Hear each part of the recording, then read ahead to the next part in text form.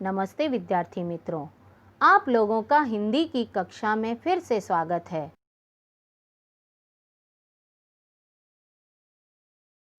आशा करती हूँ कि आप इस कोरोना काल के दौरान अपने परिवारजनों के साथ सुरक्षित होंगे। लेकिन इस दौरान आपके कुछ दोस्त और रिश्तेदार भी होंगे जो आपसे दूर दूसरे शहरों या गांवों में रह रहे होंगे।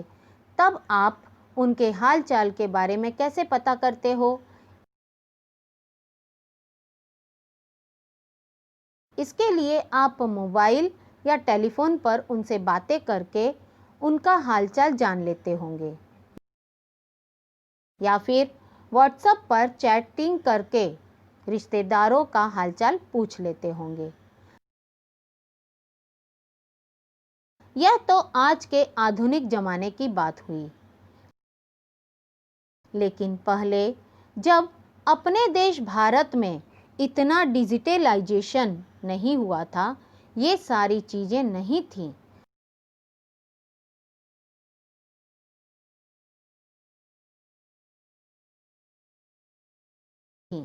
तब उस समय के लोग अपने दूर के रिश्तेदारों का हालचाल कैसे लेते थे? जी हाँ, बिल्कुल सही। उस वक्त लोग पत्र लिखकर अपने संबंधियों का हालचाल लिया करते थे। पत्र का उस समय बहुत महत्व हुआ करता था, क्योंकि पत्र के साथ एक भावनात्मक लगाव होता था। इमोशनल अटैचमेंट इसे कहते हैं, जो आजकल व्हाट्सएप या ईमेल से नहीं मिलता। पत्र आने की लोग महीनों प्रतीक्षा किया करते थे कि कब उनके घर वाले उन्हें पत्र लिखेंगे और वे पत्र पढ़ेंगे। विदेशों में रहने वालों के लिए तो पत्र का कुछ अलग ही महत्व था। उनका पत्र से इतना भावनात्मक लगाव होता था कि वे तो कहते थे कि पत्र में से उनके देश की मिट्टी की खुशबू आती है। ये महत्व था पत्र का। लेकिन आज व्हाट्सएप और ईमेल के ज़माने में पत्र लेखन का महत्व कम हो गया है।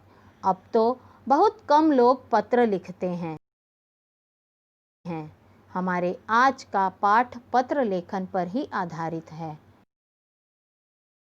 आप सभी जानते हो कि पत्र के दो प्रकार होते हैं, औपचारिक और अनौपचारिक। हमारा आज का पाठ अनौपचारिक पत्र पर आधारित है, जिसका नाम है देहात और शहर। अभिषेक पांडेय जी इस पाठ के लेखक हैं। इनका जन्म 29 जनवरी 1992 में मुंबई, महाराष्ट्र में हुआ। इन्हें समसामयिक विषयों में विशेष अभिरुचि है और इसके बारे में वे लेखन करते रहते हैं। समसामयिक का मतलब होता है करंट अफेयर, अर्थात जो कुछ अभी चल रहा है। यहाँ दो पत्र हैं, जिसमें पहला पत्र देहात ने शहर को लिखा है और दूसरा पत्र शहर ने देहात को लिखा है। इन पत्रों के माध्यम से लेखक ने देहात और शहर के सुख दुख एवं वहाँ बढ़ती जनसंख्या के कारण होने वाली हानियों को दूर करने के सुझाव दिए हैं। तो आइए पाठ के इस पहले भाग में हम पत्र की शुरुआत करते हैं। पत्र लिखा गया है दिनांक 1 अगस्त 2017 को। प्रिय मित्र शहर, नमस्कार। अर्थात अनौपचारिक पत्रों में जिस तरह से संबोधन और अभिवादन लिखा जाता है, उसी तरह से यहाँ पर देहात ने भी शहर को लिखा है। कल तुमसे बात हुई, मेरे सुख दुख के संबंध में पूछा। धन्यवाद। बहुत सारी बातें मन में हैं, सब कुछ दूरध्वनि पर कहना मुश्किल है, सोचा पत्र ही लिखूं। पत्र लिखने से पहले देहात की शहर से दूरध्वनि पर अर्थात टेलीफोन पर बातचीत हो चुकी थी, जिसमें शहर ने देहात के सुख दुख के बारे में पूछा था और उसके लिए देहात ने भी उसे धन्यवाद कहा।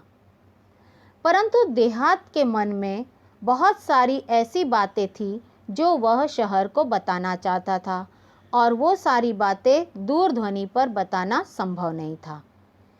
और पत्र में बातें बताना बहुत ही आसान हो जाता है, क्योंकि पत्र काफ़ी लंबा होता है और उसमें ढेर सारी बातें अपने मन की लिखी जानी आसान हो जाती हैं।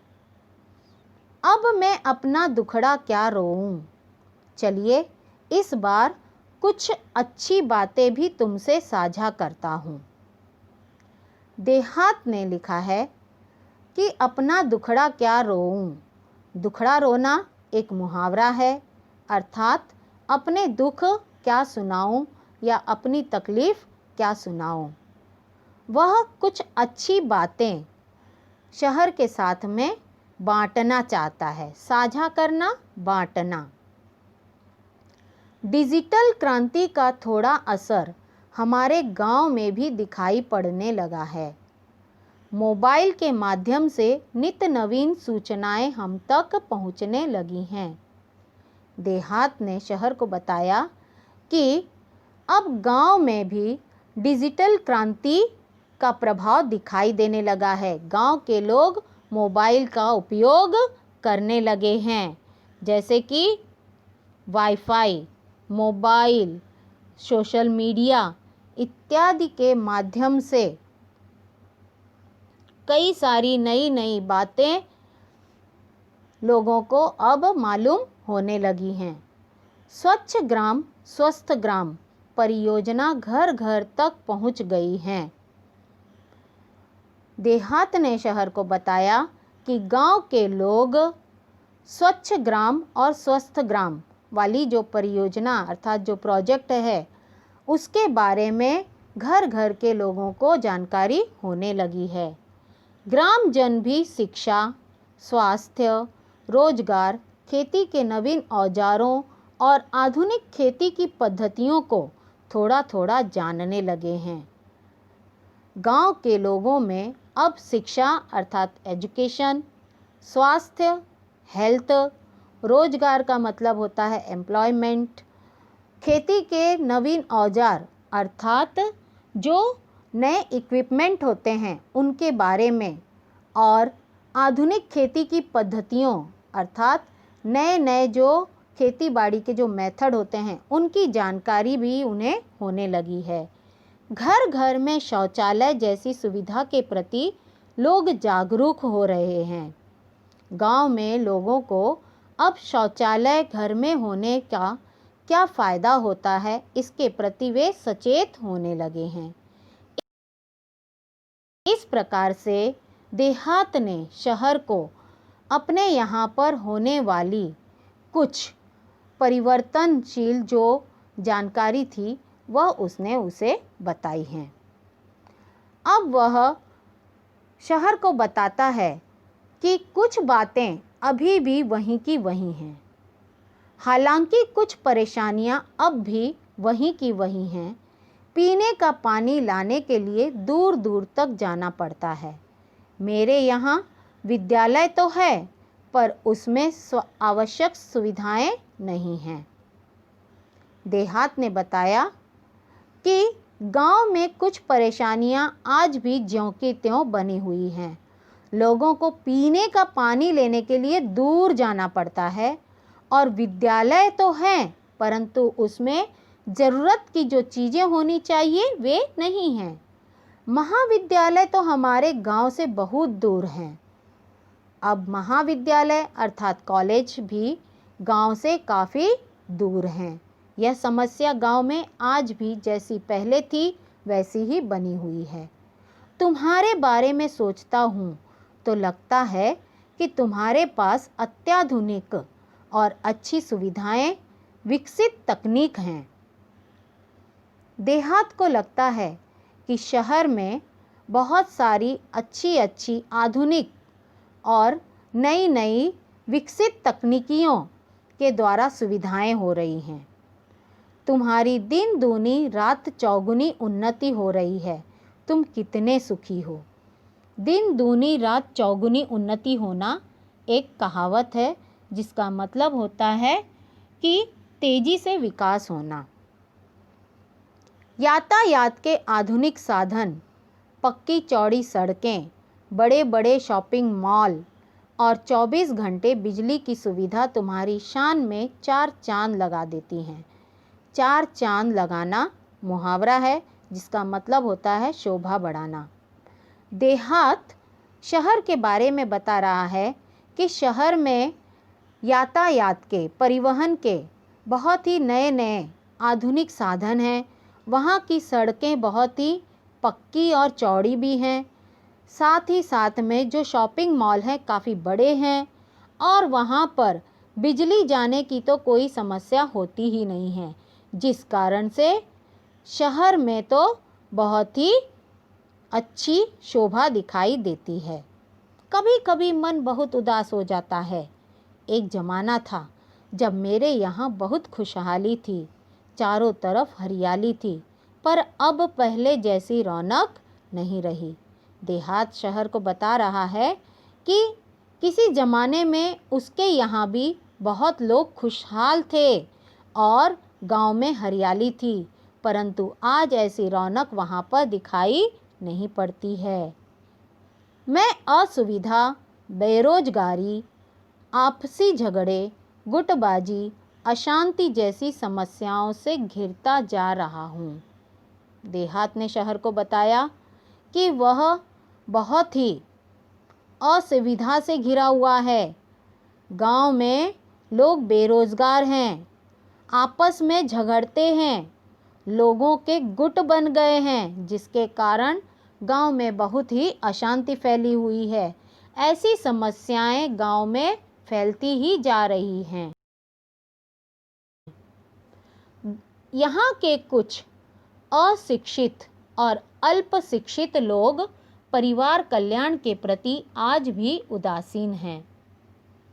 जनसंख्या भी बढ़ रही है, उनके लिए यहाँ काम धंधा नहीं है। देहात ने शहर को लिखा है कि गांव में कुछ लोग बहुत ही कम पढ़े लिखे हैं और कुछ अशिक्षित अर्थात बिल्कुल भी पढ़े लिखे नहीं हैं, जिनके कारण परिवार कल्याण के बारे में उन्हें सही जानकारी नहीं है और परिणाम उसका यह होता है कि लोगों की आबादी वहाँ पर बढ़ रही है और जनसंख्या बढ़ने के कारण लोगों को वहाँ पर काम धंधा नहीं मिल पा रहा है। रोजगार की तलाश में लोग शहर जा रहे हैं। यहाँ काम के लिए मजदूर नहीं मिल रहे हैं। शहरी चमक दमक और आधुनिक सुविधाओं की ओर आकर्षित होकर लोग मुझे अकेला छोड़कर तुम्हारी ओर दौड़ रहे हैं।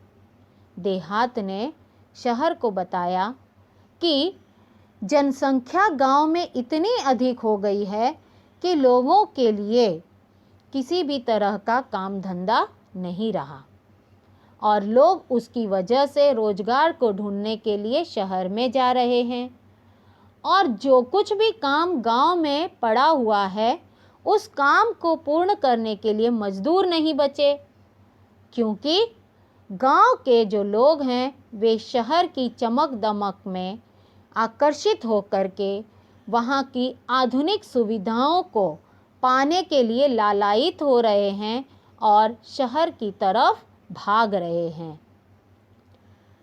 यहाँ स्वास्थ्य सुविधाएं भी नहीं हैं, बीमारियां हैं, पर पर्याप्त मात्रा में सुसज्ज और अच्छे अस्पताल नहीं हैं।